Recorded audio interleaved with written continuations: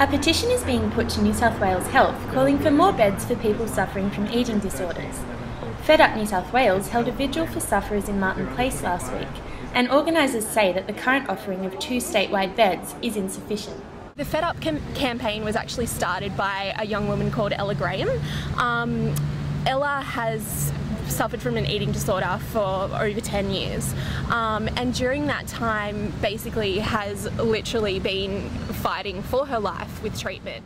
I have actually been suffering from an eating disorder myself for the last probably 2 years, and I'm in the really early stages of recovery myself at the moment, and I guess through my own journey I found the frustrations and the kind of red tape and the beating my head against a brick wall in trying to access treatment. And we're here to emphasise the need for better treatment in New South Wales and better recognition of eating disorders, not just in the health system but in the community.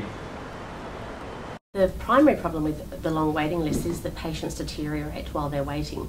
Once the patient is on a wait list for an inpatient bed, chances are their eating disorder is already quite severe and they're already at serious risk.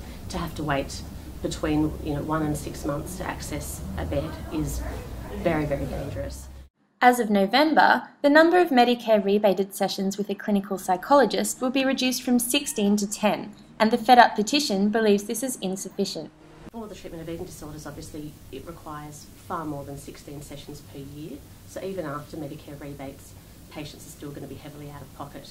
Most psychologists don't bulk bill, particularly specialist psychologists, so even if you are getting a rebate of $122, there usually is a significant gap. For patients who are at low body weight, they're really not able to do the psychological cognitive work until they're at a better nutritional level, which is why inpatient facilities are so important, so that we can get patients up to a healthier weight so that they can do the psychological treatment. Eating disorders aren't a lifestyle choice. They are serious mental illnesses that have serious physical consequences, and they really do need better treatment facilities in New South Wales and across Australia. Nicola Cooper for Mind the Gap.